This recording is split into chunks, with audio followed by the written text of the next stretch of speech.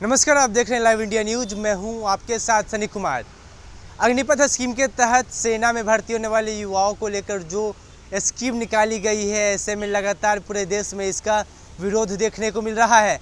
जहां एक और बिहार के कई हिस्सों में, साथ ही साथ पूरे देश में बात करें तो उत्तर प्रदेश हो या फिर मध्य प्रदेश हो या फिर तमाम ऐसे राज्य हैं जहां पे इस मामले को लेकर पूरा विरोध हो रहा है, इस स्कीम को लेकर विरोध हो रहा है। लेकिन ऐसे में जो राजनीति है वह भी चल रही है। ऐसे में भाजपा के प्रदेश प्रवक्ता का कहना है कि ऐसी कोई बात नहीं, विपक्ष युवाओं को दिग्भ्रमित करने की कोशिश कर रहा है।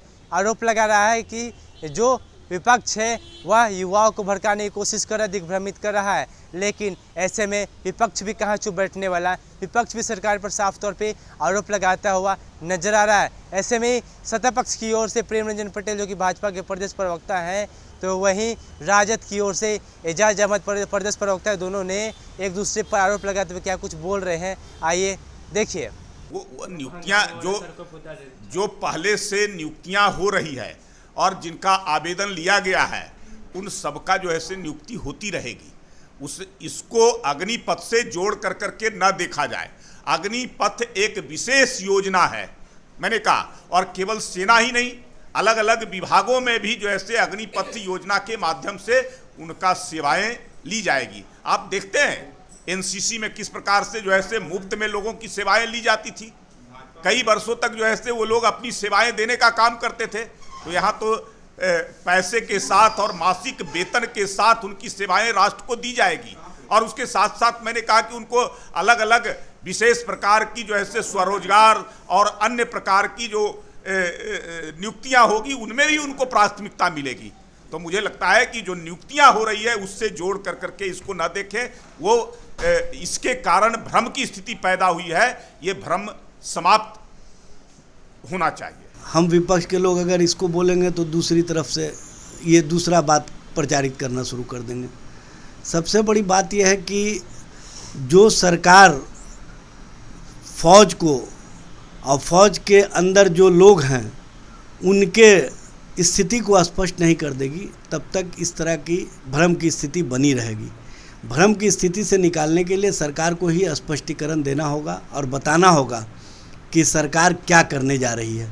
अगर सरकार इनके लिए कोई भविष्य की कार्य योजनाएँ नहीं लाती हैं, भविष्य के लिए कोई स्कीम नहीं सेटलमेंट कर रहता है, तो हम समझते हैं कि इस तरह के लोग भ्रम के शिकार होते रहेंगे। और ये भ्रम उन बेरोज़गार नौजवानों के लिए कहीं ना कहीं, जो सरकार चाहती है कि रोज़गार कम करना है, तो रोज़गार कम करने की जगह रोज़गार को और बेरोज़गारी की ओर लोगों को बढ़ावा देने का एक मामला बन जाएगा। क्योंकि जो 17 बरस, 17.5 बरस की उम्र में नौकरी में जाएंगे वो बहुत ज़्यादा होगा तो 10+2 तक कर सकते हैं। उसके बाद उनके भविष्य का क्या होगा? वो आगे ना पढ़ाई कर सकते हैं, ना आगे की सोच रख सकते हैं। और जब फौज में चले जाएंगे तो उनका सोच का टेम्परामेंट भी चेंज हो सकता है। तो इसके प्रति सरकार को ने देखना होगा कि उनकी विश्वसनीयता देश के प्रति बनी रहे और देश के लोगों की विश्वसनीयता फौज के प्रति बनी रहे। इस दृष्टि को रख करके ही कोई कार्य योजना को सामने लाना चाहिए।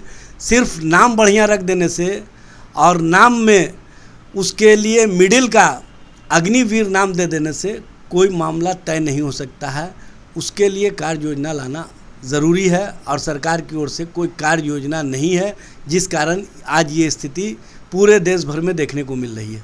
आपने देखा साफ तौर पे जो प्रदेश प्रवक्ता भाजपा प्रेम रंजन पटेल है या फिर राजद के प्रदेश प्रवक्ता एजाज अहमद है, दोनों का अपना अपना पक्ष है। लेकिन इतना तो तय है कि अगर 4 साल पूरा होने के बाद जब युवाओं को रोज़गार नहीं मिलता है, क्योंकि 17 साल से लेकर 21 साल तक के युवाओं को रोज़गार दिया जाएगा, यानी कि अग्निपथ स्कीम के तहत अग्निवीर बनेंगे, यानी कि 4 साल के लिए सर्विस में जाएंगे। उसके बाद उनका क्या होगा, उनके भविष्य का क्या होगा? क्योंकि 17 साल की उम्र में अगर वो सेना में जाते हैं, आगे भी पढ़ाई कैसे करेंगे? अगर वो सेना में चले जाते हैं तो उनका दिमाग सेना की तरह काम करेगा। ऐसे में तमाम तरह के सवाल हैं जिसको लेकर राजद के प्रदेश प्रवक्ता ने सवाल खड़े करते हुए काफ़ी कुछ कहा है। वहीं भाजपा प्रवक्ता की बात करते उन्होंने भी तमाम तरह की बातें कही है। लेकिन ऐसे में युवा 4 साल के बाद को गलत रास्ता न पकड़ ले, देश विरोधी काम न करे, इसको लेके भी चिंता जताई है। लेकिन उन्होंने साफ तौर पे कहा है कि हम इस पर ज़्यादा कुछ खुल कर नहीं बोल सकते हैं। इस मामले पर चाहे तो सरकार ही सोच विचार कर सकती है। अगर हम कुछ ऐसा बोलते हैं तो उसे दूसरे तरीके से लोग लेंगे, सत्ता पक्ष के लोग लेंगे। तो आप बस तमाम खबरों के लिए बने रहे हमारे साथ और आप देखते रहे लाइव इंडिया।